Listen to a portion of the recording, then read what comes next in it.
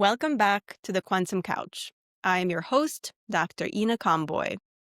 Today, we're exploring two powerful mind body practices: mindfulness meditation and hypnosis, looking at their shared ground, their differences, and the science behind how they both change the brain.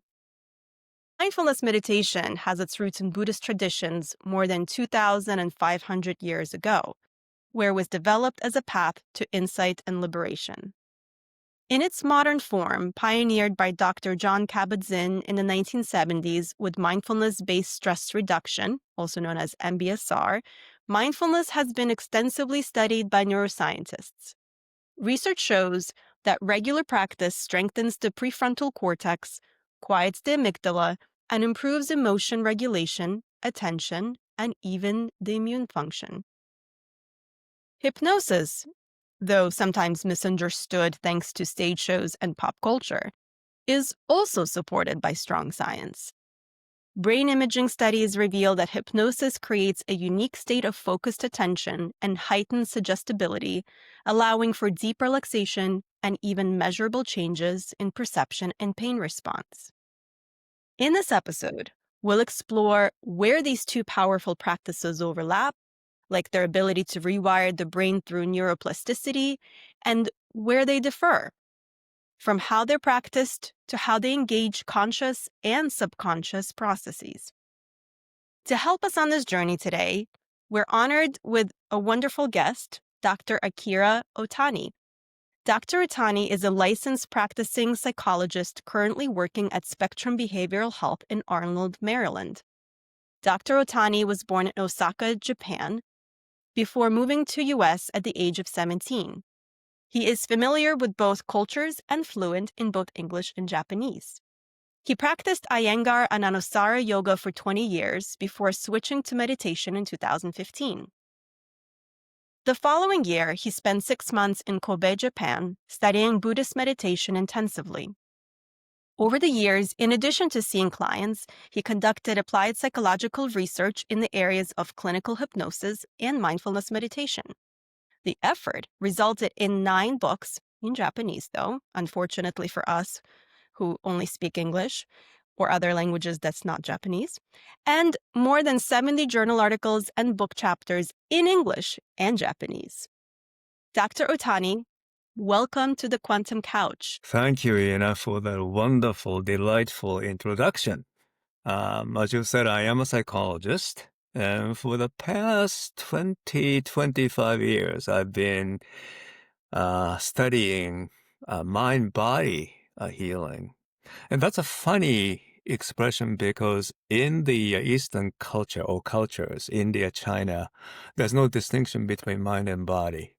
When you read Chinese or Japanese symbols, mind and body is one phrase. We just do not separate them. But here, I think, in the West, it's another paradigm. And being born and raised in Japan till I was 17, then coming over here and trained in psychology in the United States gave me an excellent kind of opportunity to learn in both cultures and what they have been teaching and the paradigms and then how they can cross-fertilize. That has been my interest so far. Maybe I can just tell you how my interests really grew. As a child, I was always interested in other cultures. And there was, in Japan, it was a tiny country. And then that was the time I started to pay attention to other cultures and countries. And then I always wished to go abroad. And I was really curious about how people live their lives, and particularly languages. So when I went to high school, I just wanted to take a chance and then wanted to become a high school exchange student. So I became one. And I came over here. I went to Ohio, met a wonderful family. Unfortunately, my host mother and father are now gone, but then my siblings, my host brother and sister, after 50-some years, we are still close. Oh, wow. And that gave me a wonderful insight because it's the human communication. And then I started to realize, yeah, it's a different language, different culture between the US and Japan, but then there are still kind of common factors. And later on, as I began studying in graduate school, I studied psychology and my minor was in statistics. Was this in Japan or was this already in the United This States? was in the United States. Mhm. I came here after finishing my undergraduate school in Japan at Jesuit school, where I met wonderful Catholic priests and friends, and came over here. I did my master's and doctorate. And one of the things that I learned is that whenever you take a look at complex phenomena, data, patients, clients, you always kind of identify what are some of the unique elements that this particular person brings to your office or this data set really reveals. But also when you compare to several things, you always find out what are common factors. So looking back, coming over here, spending time with this wonderful host family in Ohio, I really felt the love, acceptance, unconditional kind of, loving from my parents, from my host brother and sister. That was really wonderful. And even though I could not articulate at the time, but I could really sense that. That's a kind of common factor. But then the How long did specific they I'm sorry, Dr. Tanya, how long did you live with them for? It was a high school exchange program. I was in Aurora, Ohio, and I was there for 1 year from 1972 to 1973, more than 50 A years whole ago. year you were with them, and you That's right. didn't really speak English too well, I'm guessing, at that time either. Oh, it was very, very challenging. And that's another element that really had a lot of impact upon me. Let me share with you an episode. This is still funny now, but then at the time it was not. About 2 weeks after I came to the United States, my family was really wonderful.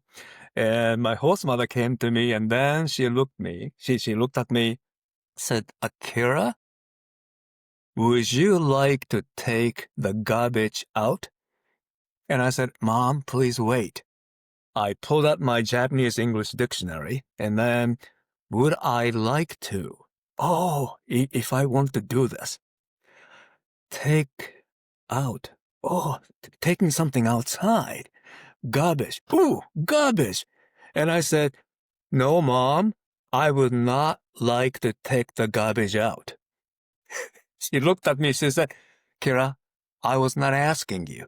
Take the garbage out. And then I said, wait, she asked me. But now she tells me she was not asking me. 30 years later, or 40 years later, I was asking one of my patients who had anxiety problems, and I said, I wonder what it will be like if this anxiety will not bother you. Would you like to think about that? Now, that's more hypnotic, but then I always kind of, thought the language or languages really have a lot of power Hmm. upon us. And this, it's not just the language, but also the safe environment. My host family was really loving, and I always felt that. I would misbehave, but then, they got angry with me, but then I knew that they were there for me in a different culture. So there's a common factor, which is the sense of safety, sense of security that I felt and unique differences. So this, as I look back, became one of my kind of foundations. And also the language. For me, right now, for the past 50 years, it's English. But then how can I use my language without ever forgetting that, hey, but then behind the language, there lies one of the most important things, that is the sense of safety and security. And that's something that I wanted to find out. So my study in psychology was always, there are all these different approaches. And as I was in graduate school, it's really hard to imagine, but then that was the time back in 1979, 1980. For the first time, someone proposed this cognitive behavior therapy. And my program was really into behavioral kind of approach and cognition. What the heck are they talking about? And now 10 years, 20 years later, CBT has become, cognitive behavior therapy has become one of the most major paradigms. But back then, it was so new. And I think that was really fine because I came from this more humanistic kind of approach, understanding, humor, respect, and empathy. And these are the kind of core things that really helped me. So when I was in graduate school, and of course this new approach, cognitive behavior therapy, it's your cognition in the brain somewhere and your action behavior, and we can use them. And then when I started doing my internship for my doctorate, there was a oral surgeon from the University of Pittsburgh. I went to school in West Virginia University, my alma mater in Morgantown, West Virginia. And there was a oral surgeon from the University of Pittsburgh who would come to the psychiatry department at the medical school once a month, and she would offer seminar in hypnosis. And I said, wait a minute, she's an oral surgeon and teaching the psychiatrists and the residents? And then my supervisor said that, yeah, her name is Dr. Kate Thompson. And she is an oral surgeon. She is on the faculty in the dental school at University of Pittsburgh. But also she is on the faculty in the psychiatry program. And I said, how could that happen, oral surgeon? And then my mentor said that, she spent 40 years with this man by the name of Milton Erickson. So Mm. she trained with him, and she really values how you communicate with patients. And I said, okay, I think I would like to take a workshop with her. And I went there, and I was just so overwhelmed. What I saw was just something that I had never experienced. Up until that point in time, I really believed that it's the way you think, something that you have on your mind, the way you make sense out of that is going to have an impact. And then the way you change your thoughts, feelings, and behaviors is you change, what's on your mind. And one time I was pretty upset. I had this meeting with my dissertation advisor, and it was a tough meeting. And I went back to my office where I was doing my internship. And then my mentor said, hey, Akira, you are very upset. You had a very tough meeting about your dissertation. So let me just do some simple hypnosis for you. And I said, hypnosis? Will it work? But then I was just so tense and anxious and distressed, and then I just did not say no. So then my mentor, my psychology mentor, said that, okay, so close your eyes. And he had this metronome. And then he said, as you continue listening to the metronome, the sounds, you will start feeling calmer. And as I adjust the tempo, the speed of the metronome, a little slower at a time, your muscles will relax, your breathing pattern will relax and then go a little slower. And whatever else on your mind, something that you do not want, may be there, but then they don't have to affect you. In 5 minutes, I could remember vividly the intense meeting that I had had with my dissertation advisor. It was there, thoughts were there, feelings were there, but they did not bother me. And that was the turning point in my experience. And I said, my goodness, cognitive behavior therapy is wonderful, but there's something more to it. Mm. And that's how I became interested in hypnosis. Am I making sense to you so far? Absolutely. And when you started recalling what your advisor said to you and the voice that I mean, obviously you are a professional hypnotherapist, but I started sinking into my own kind of calm. I could almost feel the calm that you were feeling. Let's just enjoy mutual trance because good Yes. interaction is really mesmerizing, as I say. And I think that's a sign of safety. And then my hypnosis mentor, I mean, it's kind of funny, but then Dr. Thompson, she was absolutely wonderful. When I first met her, well, the first time, the first year, I was just so overwhelmed, and then it took me a while. And I always valued reading.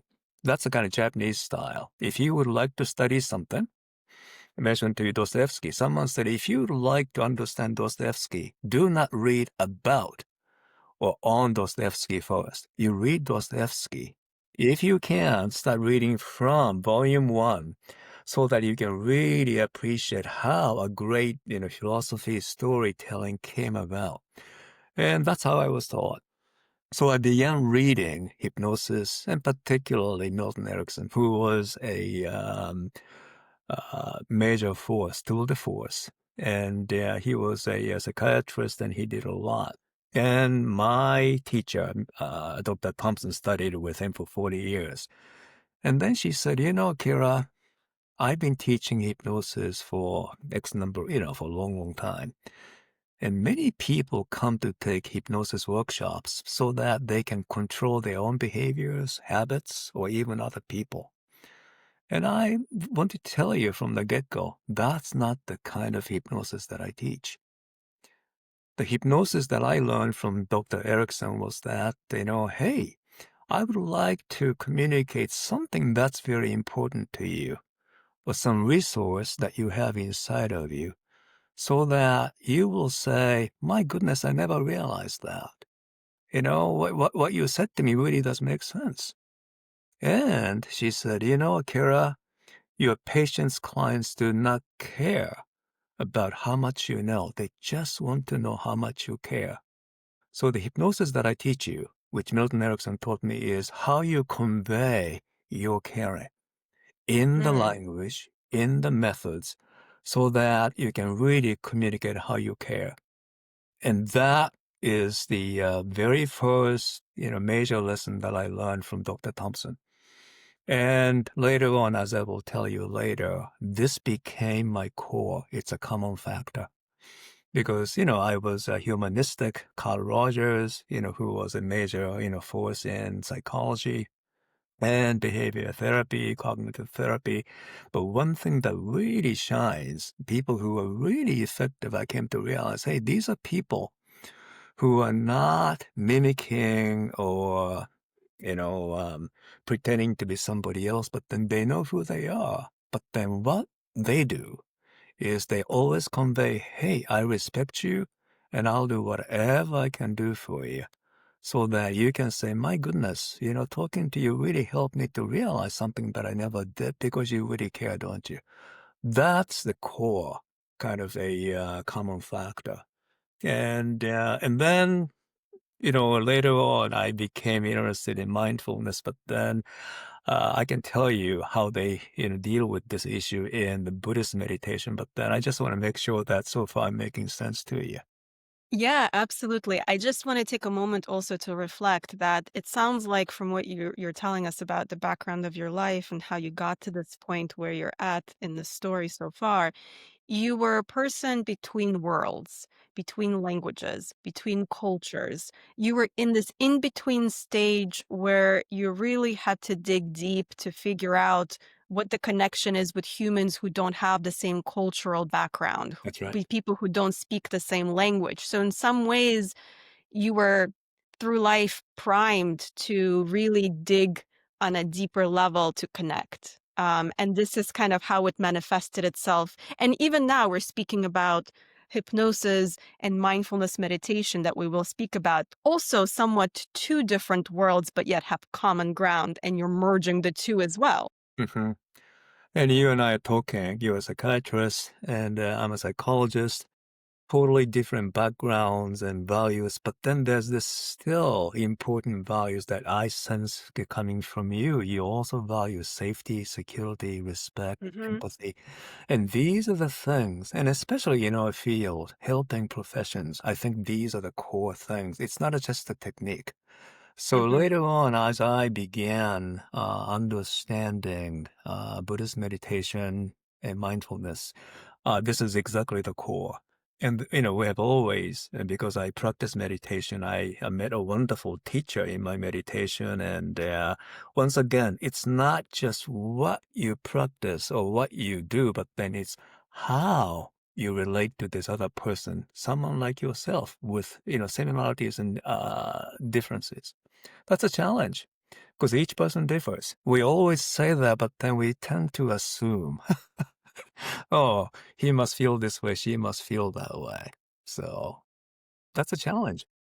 Absolutely a challenge. Speaking of challenges, could you by any chance break down for us in very simple terms kind of what hypnosis is? You Yep. mentioned that hypnosis Okay. is a way to Hmm. care for a Yep. person in a way that they can ingest what you're trying to say.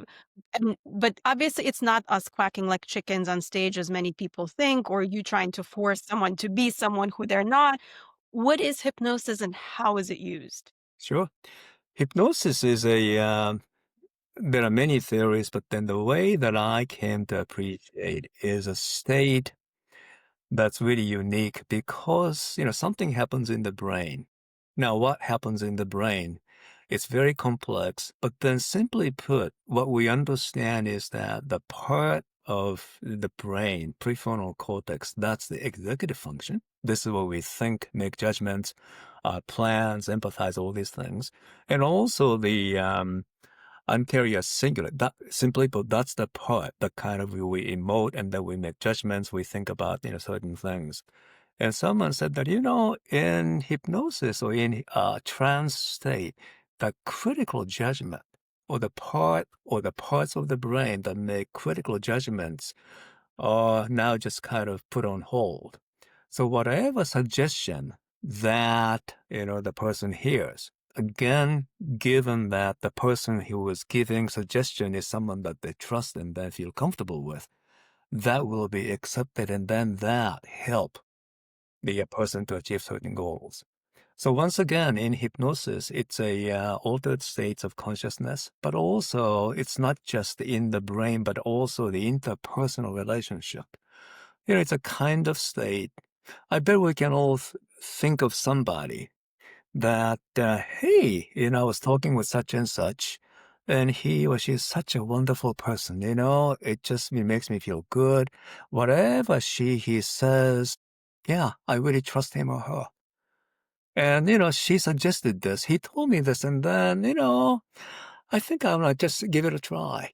That's the kind of essence. And then in the hypnotic state, because of the brain's kind of, what they call the decoupling, meaning that the critical part is now put on hold, and then it's not really, oh, that cannot happen. That part is now put on hold. And coming from this trusted person, hey, you don't have to suffer that much. The pain doesn't have to be that intense. In fact, what's the number, that comes to your mind to describe your pain right now from between 1 and 10? The person says 8.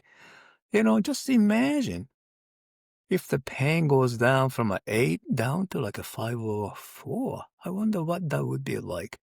Would you like to imagine that? Okay, this is where would you like to? Hmm. I'm not asking you, but then think about that. So that's what hypnosis does. And also another fact, or the several facts about hypnosis is that hypnosis always presumes a good interpersonal relationship. And the term, this comes from psychoanalysis, is known as the archaic involvement, meaning that it's a very basic, fundamental, primitive sense that, hey, I'm really listening to this person.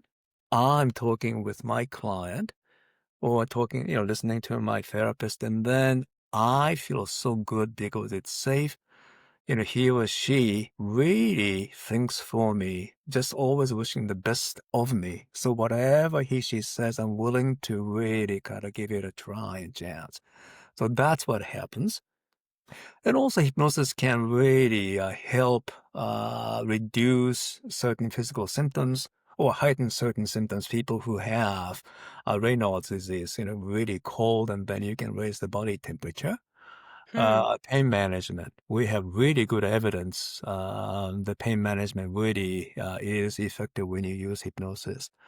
IBS, irritable bowel syndrome. So far, there are two protocols. One that comes from England, Howell approach, and also North Carolina protocol. These have really good evidence, and at this point in time, from the evidence point of view, that's the best approach with people who have IBS. now they're looking into the IBD, Crohn's disease, that kind of stuff to see, not to cure, but then can you ease the pain and difficulties? That's Um, incredible because I mean, IBS is so prevalent. yeah. And in the medical world, because I'm Mhm. part of the medical world, to be completely honest, we have not heard of hypnosis as a possible treatment, which is unfortunate because it seems like such a low risk for a very possible high gain. I don't know if you can see my mug. I don't know if you can see this, but then it says Not that very well. it's a GI psychology, Oh, and it's a GI group. I think they have, I think at this point in time, almost half the United States. And these are therapists, social workers, psychologists, and some psychiatrists who work specifically with patients and clients with GI problems. And one of the protocols, again, hypnosis is not the only protocol, but then hypnosis is a major component. Sometimes I have said to my friends and, colleagues that, hey, if you're having some upsets, like, put your hand on your belly and just notice the warmth of the hand. It's radiating. And as you continue noticing that, can you notice your breathing? When you pay attention to any part or parts of your body, the breathing slows down. Sometimes it goes a little quicker as you focus inwardly, but let the body do what it needs to do. And when I read all these, the gut-brain connection, it does make sense. And you probably know more than I do about all the neurotransmitters that are found, that are found in the gut system, microbiomes in the brain. So I think this is a kind of area, and it makes sense to me as a non-medical person, but then as a psychologist, the gut reacts, very, very nicely. So, yeah, IBS is one, and also smoking cessation. Um, I was working with a person who has trichotillomania, TTM, that's compulsive hair pulling. And once again, it's not just kind of removing symptoms, but then I focused that, hey, you have this wisdom and strength inside of you.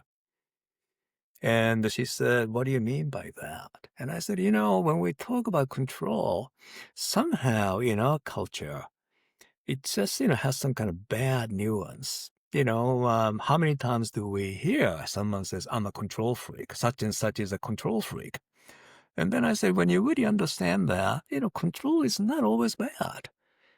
We have to have a sense of control, even though we may not be able to control. In fact, there's so little, and this is where the mindfulness comes in really handy later on, I will tell you. But then it's a sense of control. And then, when we realize the sense of control, we always add this one little word after the word control over. Do I have this, sense of control over my pain, over my marriage, over my kids, over my pet? What we're talking about is, okay, that's one type of control. But also, if you are too much into that, then it becomes really difficult because that over part is really overwhelming to you. But what about control within? That sense of control within, which is really to say, hey, can you trust yourself?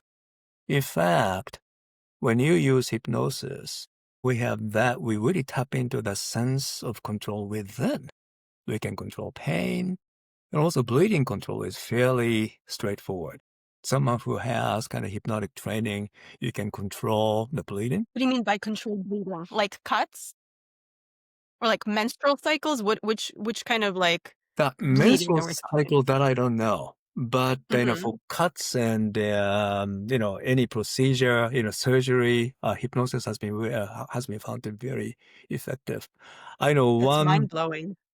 one boxer I was watching on YouTube, and he was talking. I think it was David Letterman some time ago, and then he said, "What do you do before you have the like one of those matches?" He said, "Oh, I always practice and train, and then I go say hypnotist." And then David Letterman says, "What? Hypnotist for what?" He said, "Well, for bleeding control." David Letterman says, "Wait, wait, you go see a hypnotist? so that I can control my bleeding when I get cut. And then David Letterman says, "What does your hypnotist say for bleeding control?" He says, "Well, you don't have to bleed that much." I love that. Wow. Isn't it wonderful? And it works. But again, because that critical thinking part is now cut off, he said, "Okay," and that's how it works. I okay. Since you're such a good interviewer, when I first went to my training with Dr. Thompson, one of the things that she always did was a pain control and bleeding control. What would she do? She would take the hypodermic needle, transfix the vein, and control the pain. And it took me 3 years before I could volunteer. And, year one, I said I was overwhelmed. Year two, okay, any volunteers? And then year three, finally, I said, yeah, I'll do it. Now, she was so good. And then I went to the front of the classroom where she was teaching. And then I think I'm ready to do it. Do you know what she said? She said, "Oh, finally. How come it took you 3 years before you can do this?" I said, "Wow." Something like what's implied is that, hey, you always knew. And sure enough, when she transfixed the vein, and I remember feeling, my God, I can still feel it.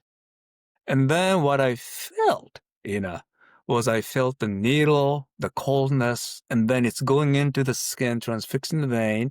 And then I said, oh my God, this is painful. When I heard myself saying painful, then the burn and then all this pain came in. I said, no, I don't want that. Then I was able to feel the needle going in and transfixing the vein coming out, but no pain.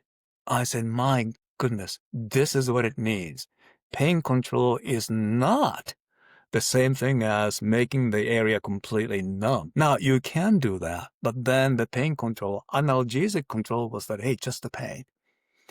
And after you do this, she said, okay, you all need that kind of proof to yourself. You can just feel the bump. The needle is there. Now, she said, I'll take the needle out and see what it does. And the challenge is when you take the needle out, the unsaid kind of assumption is that can you bleed in one hole but not in the other? And it happened. I did not know how that happened, but then that happened. And I smiled, and then she said, yeah, you did it. You control the pain, and you are bleeding in one hole, not in the other at the same time. Now you know the power inside of you. That was I Huh. still have the needle. Hold on. So let me just summarize this because I just want to make sure I'm getting this Okay. correctly. So the needle, Yep. basically, for those who are listening and not viewing, Uh-huh. basically went one part of the skin and then came out the other part of Other, the right. skin. Completely. Yep. Uh-huh. And So so there was, then yeah. you were doing self-hypnosis to control the pain, correct? She wasn't the one who's doing the hypnosis on you, although it was maybe some therapeutic connection. Well, but by that time, she said, how long it took you 3 years? I was in a trance state, and she said, do whatever you need to do. And I said, I don't know what to do. No, you don't have to know. It will do it for you. The Wow. Okay. involuntariness, that's once you feel that, there's something that's beyond my control over myself, that's something that's a sense of control within, that becomes so powerful. So that's the moment I began to understand. She always said to us that, hey, learn to trust yourself. It's okay. It's okay for you to trust yourself. And of course, you have to examine, but then it's okay for you to trust yourself. So when you understand that, this trichotillomania client, she had this compulsive urge, particularly when she was upset. She was a nurse. And she said, every time when I have some tough patients, I always have to kind of pull my hair out. And I said, there's a part of you that's inside of you who has that control within. And then subtle smile came over on her face, and then she said, "What do you mean?" I said, "Yeah, that's the part that is always making sure." And, for that to work, you really need to understand and respect and trust that. So let's just see what happens. That moment, trust with them became her mantra. She said, when I get really upset, I said, okay, okay, I'm just getting so uptight. Where's my control with them? What is that saying? Beyond that kind of upset, my distress and stress, what's going on? So this is a lifelong kind of, practice, learning to trust yourself. Now, there are some easy things, getting upset over someone cutting you off on the freeway is one thing, but then some major events in your life. But the basic teaching was that, hey, can you or do you feel comfortable trusting yourself? And hypnosis is one of the best ways to learn to do that. Yeah. So let me have a follow-up question, if I may, Uh-huh. please. So going back to the example of your teacher who was teaching you the hard way, I guess, about how you do have control over the pain and the bleeding. Yeah. She obviously used a hypnotic Yeah. voice and trance Yeah. right away. She just put you in it. That's right. And so who do you think ultimately ended up decoupling the pain from the experience? Was it her hypnotic trance, or was it you who was trusting yourself, or both? It's me in that wonderful, trustworthy relationship interaction because I felt Mm, safe. Hey, when Dr. Thompson says you know what to do, that's enough for me. So it's mhm, always an interaction. Now, in self hypnosis, you can always do this, but then you're relating to yourself. mhm, You know, how often, are you a psychiatrist, have you had this kind of experience, a patient you work with, and then the patient comes back and she or he says, by the way, something happened last week. And I said, what happened? And then she or he explains, and then what did you do? And then the patient says, well, I thought of you. I thought of what you mm, would say. I mean, from the therapy language, in therapy language, this is internalizing, the object. I mean, I think that's the term that we use. But also, I think that really says a lot. We are always learning something important from other, people, someone that we trust, someone who is really safe and caring, and then that gets internalized. And after a while, that becomes part of you. And in psychoanalysis, a branch of psychoanalysis known as self-psychology, Heinz Kohut, that's what he always talked about. When you see patients, your benevolence and caring gets communicated to the patient, and very few patients ever had that. It's so new. So you always become that part so that the client, the patient can internalize little bit at a time. And then after a while, I think now I have, this element that I have never had with my own family, but you gave me that. And when you stay there long enough, that becomes part of you. And that's exactly what we understand in kids. Toddlers and the kids having all these difficulties and come over here. What happened to you? Okay, tell me. And that, caring tone of voice, the sense of safety, and then it just happens again and again and again. That gets internalized. So when Dr. Thompson was sitting there, in that context, I felt so trusting and then whatever she says, she didn't have to tell me that. She says, how come it took you 3 years before you trusted yourself to be able to do this? Wow. She's telling me I'm ready. That was enough. that's incredible. And that teaches us a lot about the human relationship in general. I guess it does go to the point where I often say, and the more I do this work, the more I realize it's not necessarily the technique. It is us who are the healers. And we can channel Totally. everything we learn, all the wisdom we collect throughout the years, That's but right. ultimately we're the vessel for the healing, not necessarily the Yeah. technique itself. And techniques are very important, but then because you are the person who has mastered these techniques, so it's you and the technique. And I mentioned Dr. Milton Erickson's name, and for those of you who have never heard of him, I said that he was the tour de force, and he was a properly trained psychiatrist, and then he did so much. And he was known for his genius, coming up with all these techniques. And there's one case that I really came to like, and it's known as the case of Joe. And when you read his paper that he published back in 1966, he was a very successful florist. And he had the cancer, I think, in his mouth, and then that metastasized. And this was in the 60s, and he lived in Arizona, not too far from where Dr. Erickson lived. And he was in the oncology unit. And they did the opioid, but then it did not work. And then he had some, just over-medicated, and he had some horrible reaction to that. And a resident tried hypnosis and they failed miserably. And then and only then, the chief of oncology calls Dr. Erickson and says, "Hey, Milton, this is such and such. And then we have a patient who does not respond to morphine, and the resident failed in hypnosis. Could you come and talk to him?"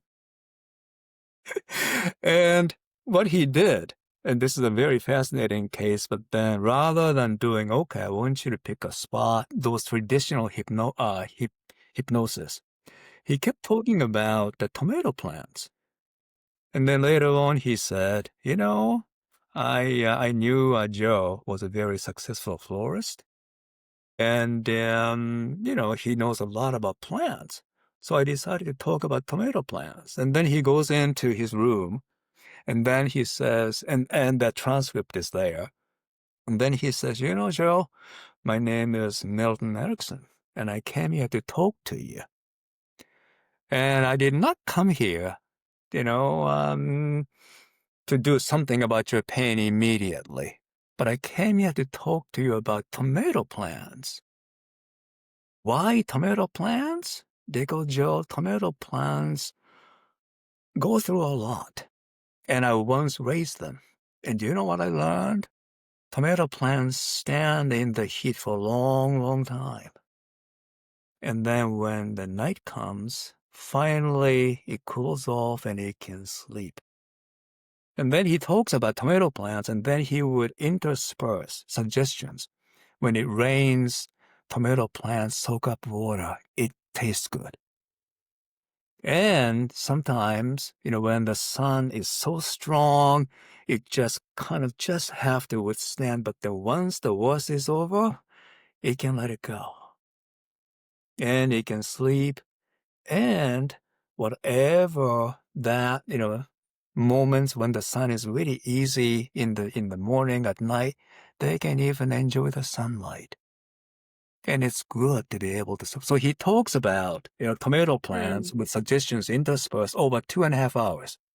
Wow. And when he stopped, Joe, at that time, he had tracheotomy, he could not speak. And then the nurse says, he wants you to continue talking more. And then he falls asleep. So this became known as the interspersal technique, which is absolutely wonderful. Not a difficult technique, but then with some practice, it becomes easier for you. But what's really fascinating to me, the most important part, was when you read the paper, there's one paragraph that, to the best of my knowledge, nobody ever even mentioned. He was talking about, when I got the phone call from the chief of oncology about this case, Joe, I asked him to give me 24 hours. Why? Because, I had to ask myself, here's a patient, metastatic, end-stage cancer, over-medicated. He had such a bad reaction. President, tried and miserably failed. What could I do?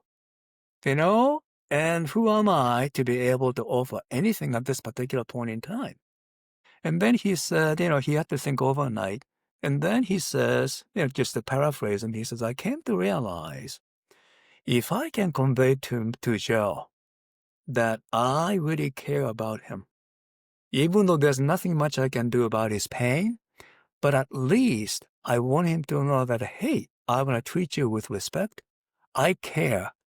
And if I can just convey, if Joe came to know that I really am earnest in my desire to help him, then my job as a physician is accomplished. And hopefully that will help his family members and then some of the medical team members. Mm, that's That's beautiful. very important because he was not really counting on the technique, but then his attitude. And he had the four daughters, and then one of them, Betty Alice, and I were very close. And I mentioned this to Betty Alice, and I said, your father published a lot.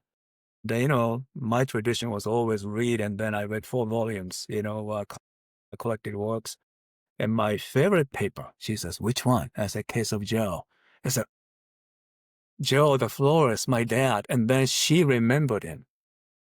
And then, we talked, and then, and I said, it's not just a technique, but then your father was so honest and said that he did not know what he could do, but he wanted to convey to him that he really cared. And then at that time, Betty Alice had tears in her eyes and said that, Akira, I wish my father was here to hear you. Because he was kind of bothered because people always identified him as technique X, Y, Z, technique. And then he said that, I'm a physician. My job is to convey that, hey, I'm really desirous of helping you. And then she said something else. She said, and by the way, my dad could not mention this in the paper for confidentiality purpose, but then Joe was a Japanese American florist. I said, oh my God. Wow, coincidence, huh? And I said, no wonder I love the case. So she and I laugh.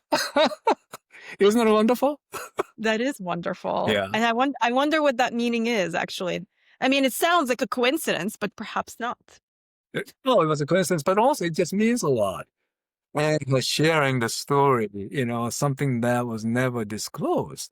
But then I really feel comfortable. But then also I make a point of saying, hey, it's not the tools that you have. Of course, you have to learn to use the tools very well, but also it's you.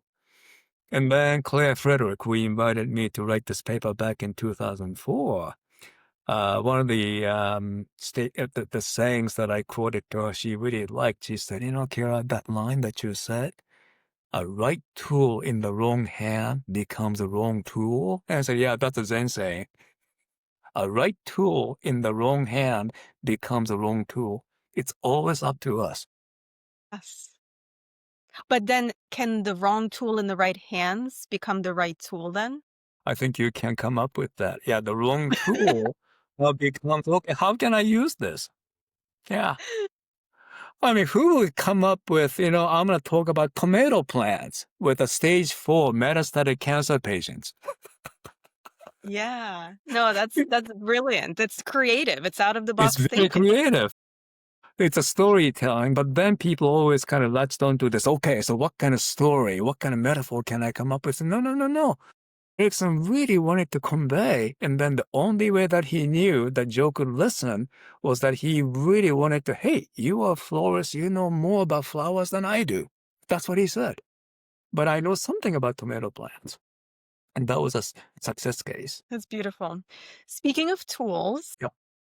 going back to kind of our theme of hypnosis and mindfulness meditation, tell us about the tool of mindfulness meditation that obviously is not just a tool, it's a way of life That's right. probably for you and also in your Mhm. practice. So tell us more about how that came to be in your life. Sure. Um, Looking back, being born and raised in the Japanese culture, I mean, Buddhism is all over the place. In fact, my grandfather was a Buddhist monk. And I did not particularly enjoy going to visit him because he would always talk about how valuable each living creature is. And I said, oh, Grandpa, don't tell me those stories. He could not help himself. But, I was not really interested in Buddhism until I came to the United States. And one of my clients, he was a pediatrician, and then he had all these difficult times. He was a wonderful pediatrician. And he said, I have moral injury because there are kids that I just could not really help, and then I always feel bad. And he said, one of the things, that I've been reading about is this mindfulness. And then, have you ever done that? And I said, well, as part of my hypnosis training, that there are some approaches, that really resemble mindfulness, particularly, that what's known as the autogenic training that comes from Germany. And that is based upon meditation practice. And then I said, yeah, but also I began reading at that time more about mindfulness. And then I said, my goodness, this is really meditation. So I was fascinated by that. And this training and understanding really helped me to understand from that angle. But also there was more to it. And I was fortunate enough to have a sabbatical back in 2016 for 6 months. I was invited to come to this university outside of Osaka, my hometown. And then they said, look, we want you to come over here because I know you've been writing a lot about hypnosis, but also mindfulness. And would you like to come here? All you have to do is you have to teach one undergraduate course of mindfulness and graduate seminar. All the rest, you can just do whatever you want to do. And I jumped on it. And then I met I guess the term in Buddhism is precept, someone who is your mentor. And he was he he is a Japanese guy, but he was he was in a gang when he was a teenager. Mm. And he said, "Oh, my mother, disowned me so many times." And then he was on a motorcycle, and then he ended up in this temple, not the traditional Japanese, Buddhism, but then this was a new southern Theravada, which is the basis of mindfulness. So he ended up there in Japan, and then he spent 1 year. And then he said, that's the time I really kind of looked upon myself, my life. And I said, no, this is not what I would like to do. So after this year, he was cleaning the meditation hall, cooking, and then cleaning, and then he was also learning how to meditate. He did very well. He's a very bright man, and he just to make a long story short, he decided at the end of this 1 year stay, his mentor said that okay, Bimala, that's his name, Bimala, you did very well. You are no longer a biker gang member. You did very well. I was really tough on you, but then you did not complain. So now you can go back to your, life and go to university. Or if you would like to do that, I can send you to Myanmar so that you can get to meet some of my teachers and then you can just further train your meditation skills. He said there was no choice there. I said, no, I think I'm going to go to Myanmar. So he goes Mm. there. And he said, on average, 12 hours a day for 3.5 years, he meditated, sometimes 14 hours a day. And then he was funny. He said, and Akira, don't do this because I was trained to be a monk, okay? You have your job, so don't quit and then start meditating 12 hours a day. I said, no, I could not do that. And then after 3.5 years, his precepts said that, okay, Bimala, you have experienced all the states that Buddha described in the canon, 8 states. So now you have mastered this, and now what are you going to do? You can go back home in Japan, or you can just go to a monastery here so that you can be a monk and you can be ordained. Guess what? He decided to be ordained. He studies Sanskrit, Pali, and Abhidhamma philosophy. That's like, Latin law. And then he studied this, Mm. and then he came back, and then he decided to disrobe. And then he was writing voraciously at that time, and I knew his work. And then when I went to Japan, he called me. He said, hey, Akira, you've been writing a lot. Would you like to get together for lunch? We met, and that changed my life. So Dr. Kate Thompson is my hypnosis mentor, and Vimala Inoue is my meditation teacher. Mm. And one question is that, Vimala, so you meditated for 3.5 years, and then you, studied, you were ordained as a Theravada monk. And then you come back and you disrobe. What happened to you? He said, oh, it was a simple decision because when I came back after 7 years, my brother is a French chef, and he migrated to Vancouver, Canada, where he met this wonderful Canadian woman. And now, he lives there, and then, they have a family. So my brother, writes to me, hey, finally you are back from Myanmar. Would you like to come visit us? So he said, okay, I'll go.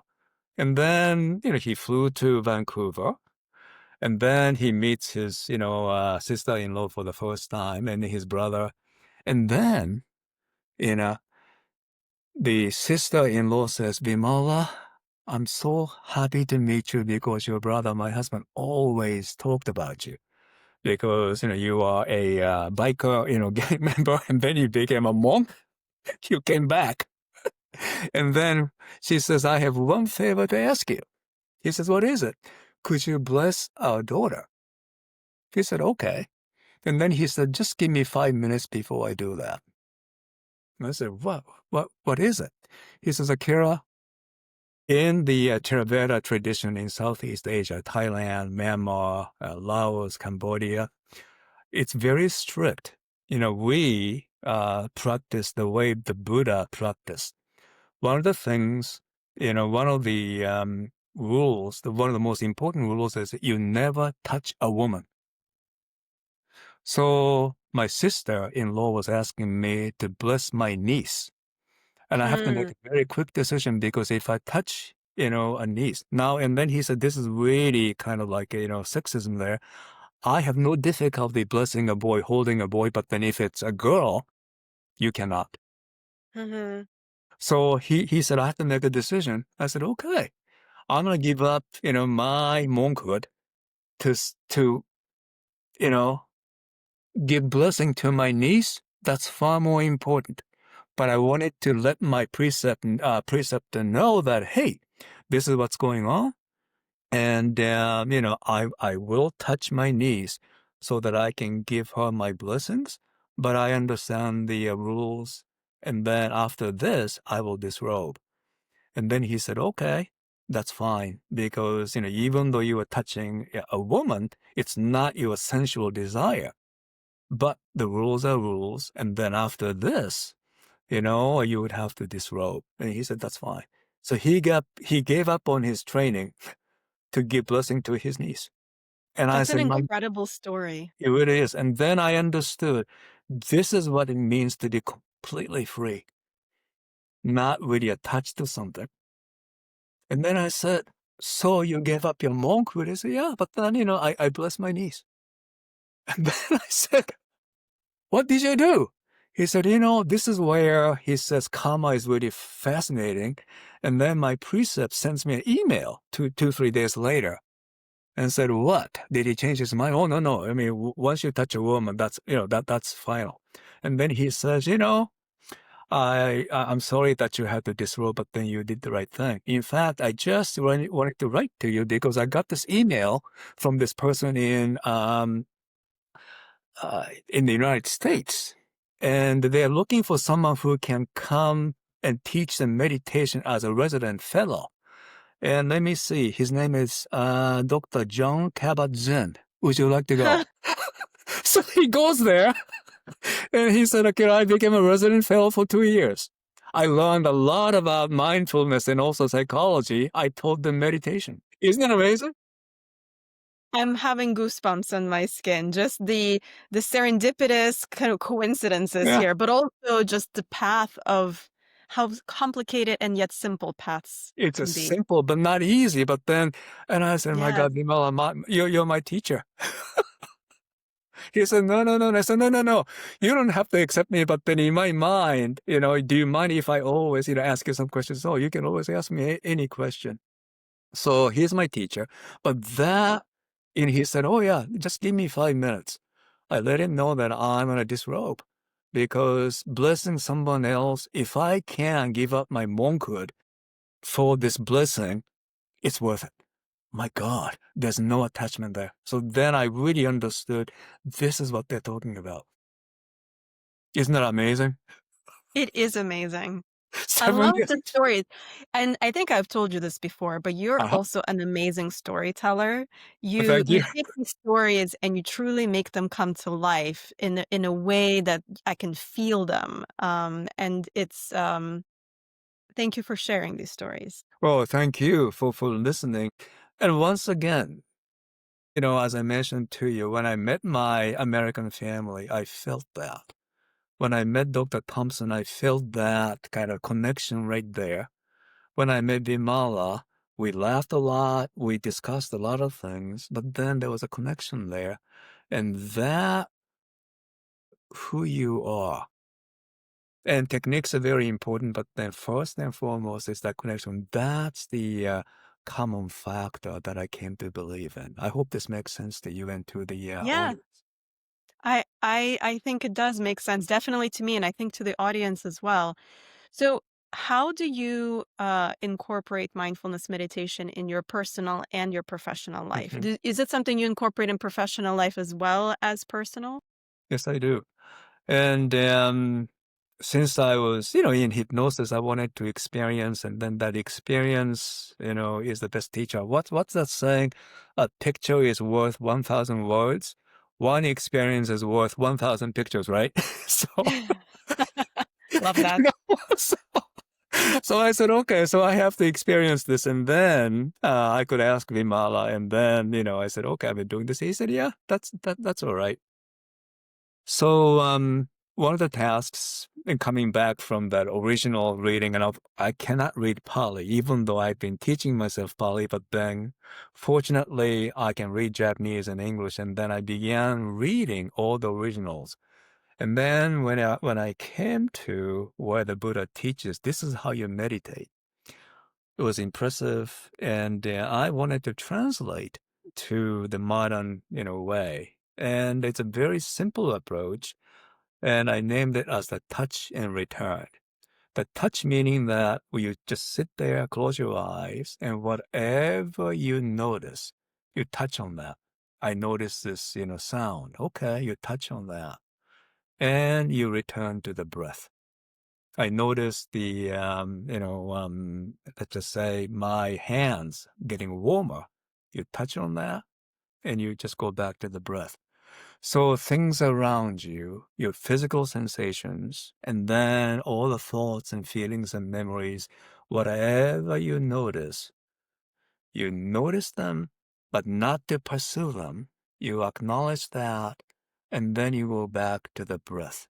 And as you do that, how does that feel to you? This memory, this experience, is it really pleasant to you? Or it's really unpleasant to you? Or neither pleasant nor unpleasant? That's the kind of, I think the language that we use in, a medical system is the metacognition.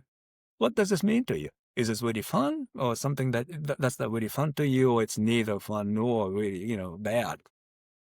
You notice that. But then it's very simple. Notice whatever you notice when you notice, and you go back to the breath. But it's simple, but not easy. Do you know what really bothers me? Hmm. The first 6 months when I began doing that, I would just do the half lotus. And I did yoga for 20 years, and that was very comfortable. But in yoga, now, have you ever done any yoga in any practice? Hmm. Okay. Okay, maybe you do, sitting, cross-legged, that I can do, but not 40 minutes straight. When you do that, even if it's half lotus, oh my goodness, it's very painful. And you notice the pain, go back to the breath. That was crazy making. But after about 3, 4 months, it became easier. So the pain, and particularly, I think it's a kind of getting used to it, and just sitting, half lotus, cross-legged, it was okay. But after 14, 15 years, do you know what's still difficult? An itch. An itch on my nose. You mentioned, Yes, I agree. Yes. just the other day, I said, oh God, I have this itch. Okay, I noticed the itch. Let's go back to the breath. And then I sense the itch, and then my mind says, hey, just once, just cheat. Just scratch. Oh, that would feel so good. Okay. I notice the itch and the thoughts. Unpleasant. Let's go back to the breath. And it says, oh, I just want to scratch till it bleeds. No, no, no, no, no, no. Let's go back. That's very challenging. Yes. And at the same time, it's really noticing, but then not to be obsessed about it or not to ignore that. And not always, but most of the time, the itch goes away. So one thing that taught me was that, hey, there are many things in life you have to be patient about. You just have to repeat this again and again and again. Patient with yourself, being really patient. That's something that I continue learning. So that's how I started my practice. And it's been, 14, 15 years since then. Every day I do it. So, in your small biography, you shared that you were practicing Anusara and Iyengar for a while, That's and right. then you kind of shifted to meditation. That's right. Are you still practicing yoga at this time, or did you let go? And if you did, how come? Yeah, that's a good question. And then 10 years ago, I turned 60. And then when you read Yoga Pradipika, which is the yoga, manual, they always recommend you quit asanas, those poses at age 60, and then you switch to meditation. I said, well, that's really fascinating. And I said, I'm not going to listen to that. I will do whatever that I please to do. My ego comes up, right? The bigger thing comes up. Guess what? I developed glaucoma. And yeah, and then it's one of those types, and it's called a normal tension glaucoma. Hmm. And no one ever pointed that out to me. And then I was referred to Johns Hopkins, and then I went there and said, "Oh my God!" I was so impressed, when I walked in there. This fellow in the Wilma Eye Clinic comes out, "Oh, Mr. Otani, you must be Japanese." I said, how do you know Otani is a Japanese name? Oh, I didn't know, your last name, but then normal tension glaucoma is really prevalent among the Japanese and Japanese Americans. I said, wow. Oh, And I did not know that. Yeah. I said, that's great news. She says, what? Great news? Yeah, because now I can tell my mother, hey, mom, I have a proof I'm Japanese. She and I laughed. So I saw Dr. Quigley, who is the world authority, and then he said, any movement or movements when you lower your head below your navel, that's really bad for your eyes. And I said, I do yoga. He said, well, as long as you do not bend or just, put any pressure in your eyes. So I said, yoga is not really that good, is it? He says, I usually recommend against that, particularly when you are. So that's how I decided to switch to meditation. That's actually a really interesting story because a lot of us tend to believe that if we do this way, then we are going to achieve flexibility, like in the yoga, or we're going to achieve mental flexibility. And this is the way. Like, unless it's yoga, then what am I going to do?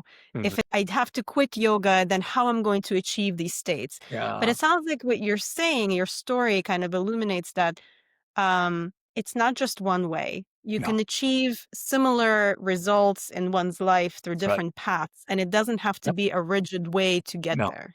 And I think that's very important. I so appreciate you pointing that out because there are unique factors, unique ways, but common factors are there. And I don't know if you ever took any, martial arts courses, but then in martial arts, okay, I took karate. I have not. I learned, my God, this is what pain really feels like, even blocking. And then I had all the blocking blows, all this kind of stuff. And when you practice martial arts, this is what they always tell you. There are three phases, The first phase is known as shu, which means in, Chinese and Japanese to maintain or maintenance. Maintain what? Maintain all the skills and patterns. And then this is the way your master and then his or her master taught you for generations. So you practice that again and again and again. You maintain the basic pattern, that kind of basic practice. Um, Tanren is a Japanese phrase, and tan means if you practice this one movement for 1,000 times, you'll get a feel for it. And if you practice ren means if you practice this for 10,000 times, you have mastered it. And now, one of the famous studies by K. Anderson Erickson is that the deliberate practice. He studied all these, prodigies and then, kids who are really kind of gifted in certain things. He says, yeah, by the time they reach 5 or 6, they have practiced at least 10,000 hours. When I read that, I said, my God, these martial arts guys really knew. So you do that again and again and again. So that's the first phase. And then the second phase, ha means to break. Break means that now that you know the basics, let's just account for your style, your body, strength. Okay, kicking is easy for me, but then, punching is not easy for me. My flexibility, of my left leg is more flexible than the right. So you kind of start adjusting what you have learned to meet your needs. And you do this again and again and again. 1,000 hours, you get the feel for it. This is your style. And 10,000 hours, hey, this is your style now. And then you do this over and over and over again. And when you finally reach the third stage, which, means to leave. Okay, let go of all the basics and all the things that you have learned for yourself. Because when you actually spur or when you get into any kind of fights, let the body do what it needs to do. Hmm. So this is where, hey, the basics are very important because this is the way we train. But then you always adapt yourself to that. And finally, let it continue growing inside of you. That's amazing. There is just, I think this philosophy, it has implementations in so many aspects of our life. And as we're talking, I've been practicing Anusara yoga for a while, and Uh-huh. so been practicing yoga for probably over 15 years. Yeah. But recently, my chronic knee pain in my Oh, right knee has become so bad that uh, whenever I practice more, yeah. instead of making my knee pain better, it actually makes it worse. And I've tried it in various ways. And so I've been toying around whether I should let go of some of the practice or what I should do with it. And so this kind of conversation, actually, for me, even personally, is very insightful. Oh, I relate to that. My yoga teacher, after a while I said, hey, Elizabeth, can I tell you something? I have never missed over the past 125 days, this one practice. She says, well, that's good, but then did you ever realize yoga has to do with flexibility, not to be stuck on any one thing? And okay, that's why you are my guru. She smiled and said, yeah, continue working on it. But also, yeah, now that you know Anusara, John Friends, all this kind of system, and now you start adapting what works for you and what does not work for you. You are at that level. That's how I think. Yes. I mean, this is kind of where I've been pondering it and breaking it down in my mind. So I see this conversation actually as a sign for me as well.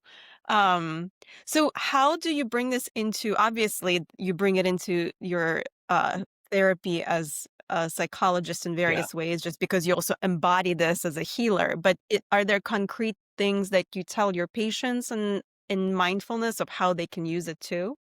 I do. At the right tool at the right time is the best approach. And then sometimes I tell my clients, hey, given what you are telling me, there are several approaches.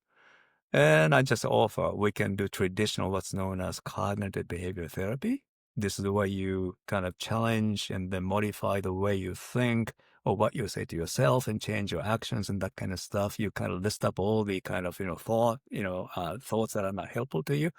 Another one is that, we can do hypnosis. Now, let me tell you what hypnosis is and what hypnosis is not. I did demystify, and I even show my one of those photos. This is a MRI picture, and then when we do hypnosis, these two parts get separated, not physically, but then whatever you hear becomes a suggestion that really makes sense to you, or I can just teach you what's known as mindfulness, and this comes from. And then I explain. And then we talk about this. And then when the person chooses mindfulness, I always explain. This has to do with being aware, being mindful. And being mindful is not just what you are aware of right now, but also what comes to your mind and what it really means to you. You may have a piece of memory coming back to you. Okay, so now you recognize that. But then, what's your reaction to it? Is it comfortable or is it uncomfortable? Or it's not comfortable or uncomfortable. It's okay. And right after that, what happens to your mind? So I kind of teach them, and this is where I understand, okay, that itch on my nose, okay, it's having an impact, but then I'm still here. I'm not letting it control me. So one of the things that I began saying more and more is that, you may have a part of life is, things are really difficult. That's what life is. But then when these bad things happen to you, people always tell us, you don't, it's not what happens, but then how you deal with them. That's true. But also there's one more piece that's kind of missing. And that is whatever happens, your reaction, your immediate reaction, are you aware of that?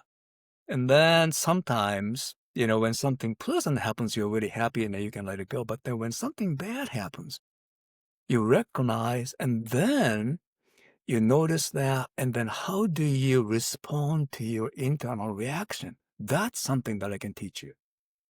So this is why I always talk about, those bad feelings come up and then those memories, frightening thoughts, depressing ideas, all these things, they are there, but do not identify yourself with them.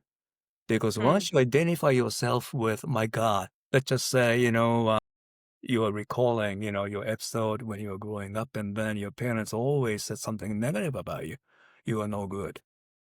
Let's just say, you were in a meeting and then somebody said something and then you remember that. So you recall that bad, episodes in your family, in your childhood, and then you say, my God, I'm no good. You recognize it, but do not say, what does that mean to me? Because then you're identifying yourself. You mm, just recognize it, and then you just focus on something else. It will be there. It'll pull you back. But anytime when it pulls back, you just pull yourself out of that again. And guess what? Every time when you pull yourself out of that, you're doing two things. You are not defining yourself by that bad thought or whatever you heard. And also, the second thing is that your brain is rewiring now. Or think of it this way. Unfortunately, when you were growing up, you did not have much chance to download all these great apps. This is the opportunity. And, you and I are working on this. I'll do whatever I can do for you. So I want you to download this new app. But just like in any new apps, it takes time and getting to be, more fluent is really frustrating.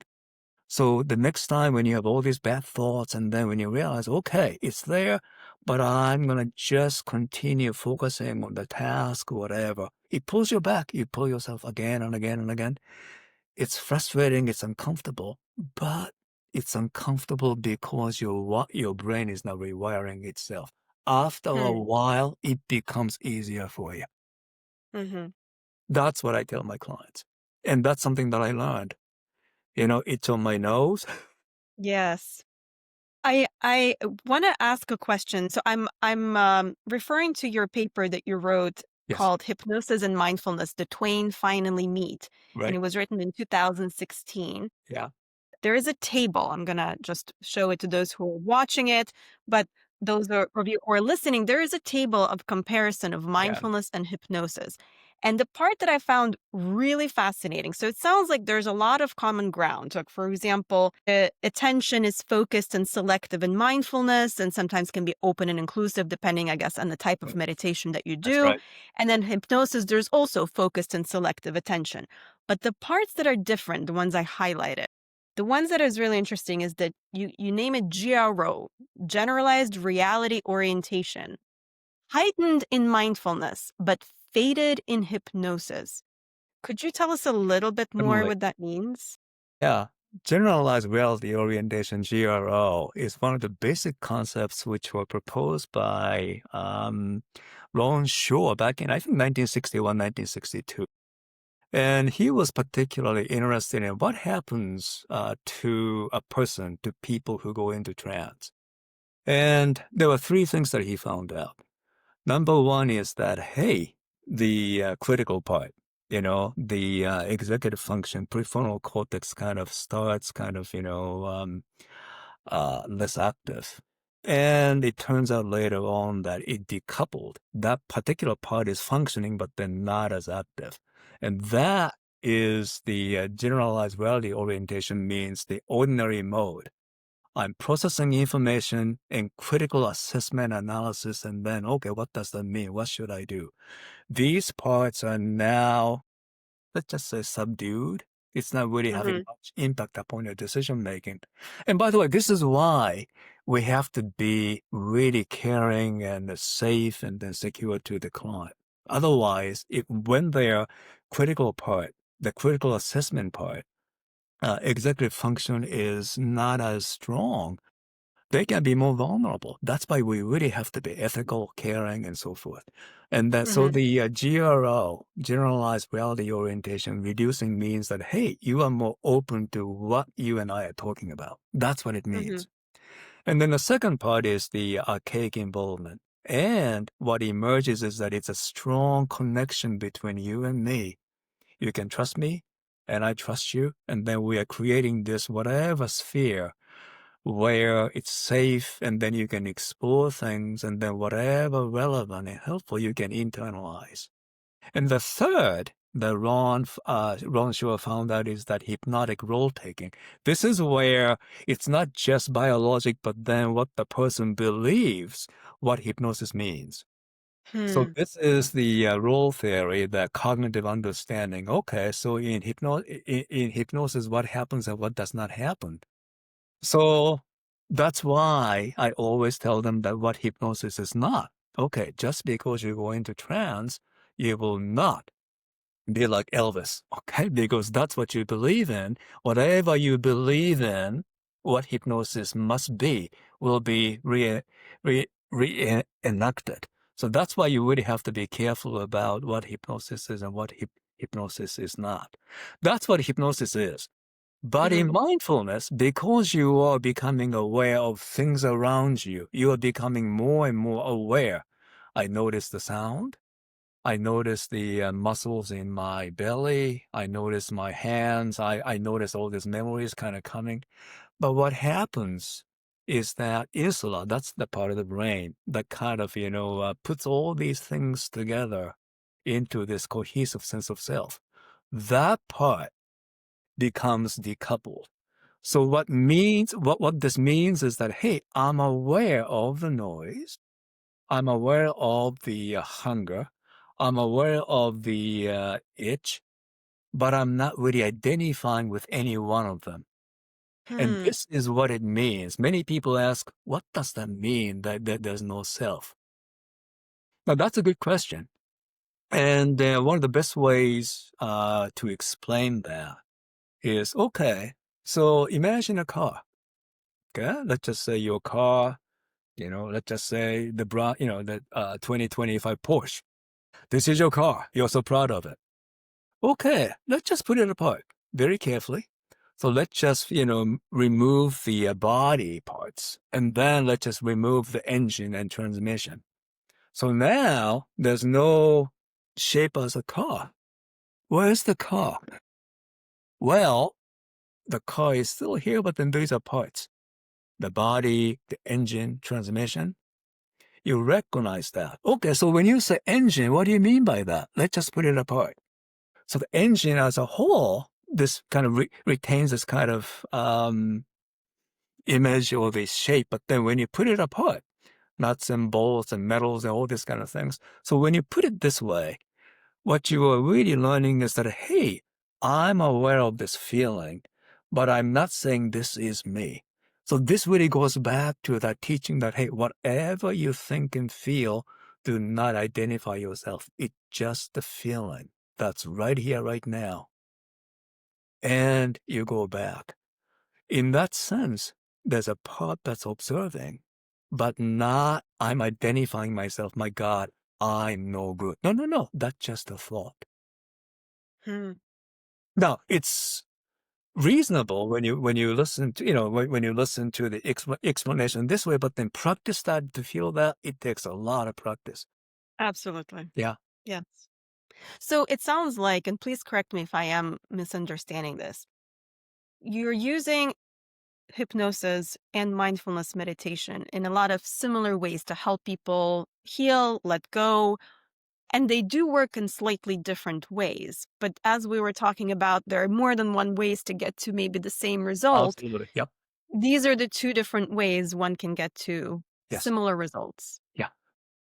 And what you're hoping for is I always tell my clients, I don't know what you think of, therapy. What are the goals of therapy? And then I always find out. And almost all clients of mine always talk about, oh, I just want to overcome my anxiety. I just want to stop, all these bad habits, all these kind of things. And okay, that's fine. Anything else? And then they kind of, tell me more. And then I just keep going, anything else? Till they say, I cannot think of anything else. And then I say, well, what about getting most out of life?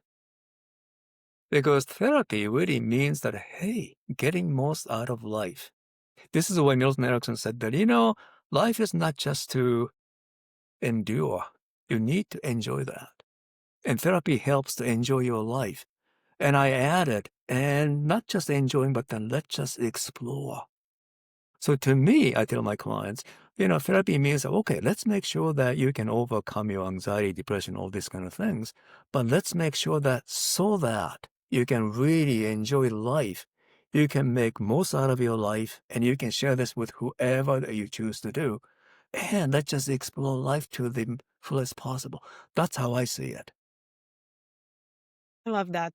I really love that. Just wanted to add, since I talked about the safety and security in Buddhism, in mindfulness meditation, we do have loving kindness and compassion meditation. There are four elements. One is the providing comfort and care, and then the opposite, removing suffering and pain from the other person. So that's the pair. And the third is when the other person is really happy. You rejoice with the person, sharing the other person's joy as if that's your own. And the fourth one is even if the other person is not really nice to you or suffering, but then you will maintain your equanimity because you still see the person who is really whole. So these four elements, I think, is something that I always tell my clients, hey, you are still you. I just wanted to add that. Are you ready for some of the lightning round questions? Please. Okay, please. What is your last book that you have read, actually? Not your favorite book, but the last book you have read. Reading right now, uh, Breathing Mindfulness. That's a technical book, which is absolutely wonderful about meditation. That's the last book or the current book that I'm reading right now. And who is the author?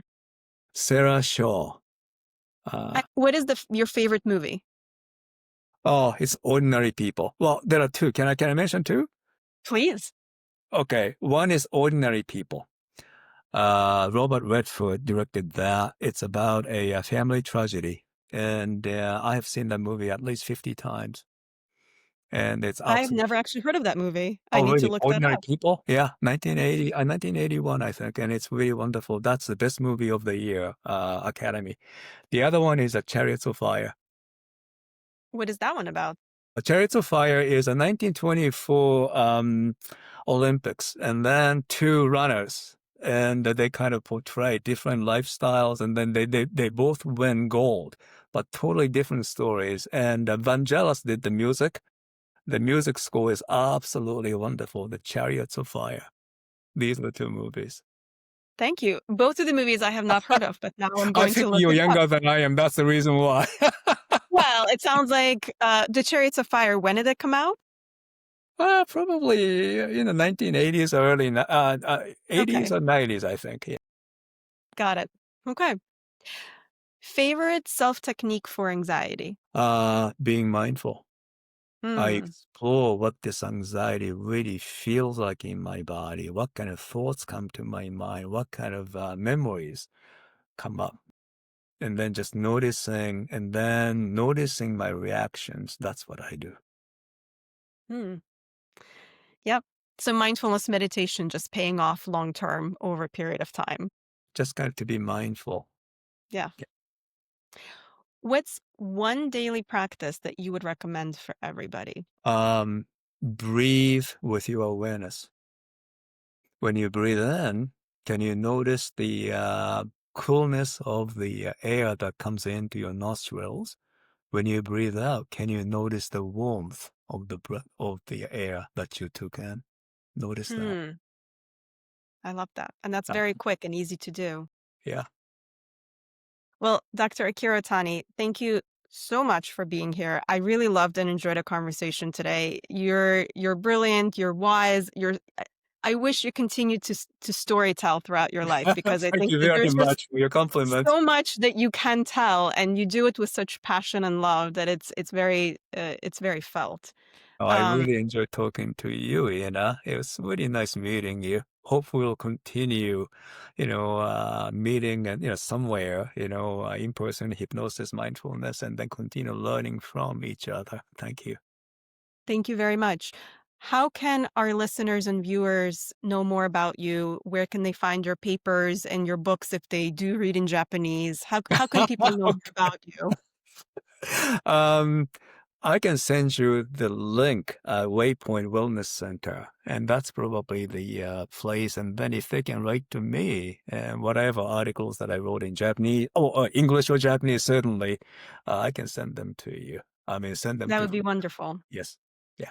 Thank you so much, Dr. Otani. Nice talking to you, Ina. Thank you for tuning in and listening. If you enjoyed this episode, please subscribe, leave a review, and share the Quantum Couch with someone you think might love this space too. If you would like to reach out, you can email me at thequantumcouch@gmail.com. You can also follow me on Instagram and Facebook. Just search for The Quantum Couch. Thank you for listening. Until next time, I'm Dr. Ina Conboy. Take good care, stay curious, and keep exploring. The information in this podcast is for educational and informational purposes only and is not intended as a substitute for professional medical advice, diagnosis, or treatment. Listening to this podcast does not create a physician-patient relationship with Dr. Ina Conboy or any guest on this podcast. Always seek the advice of your physician or other qualified health provider with any questions you may have regarding a medical condition. Never disregard professional medical advice or delay in seeking it because of something you heard on this podcast.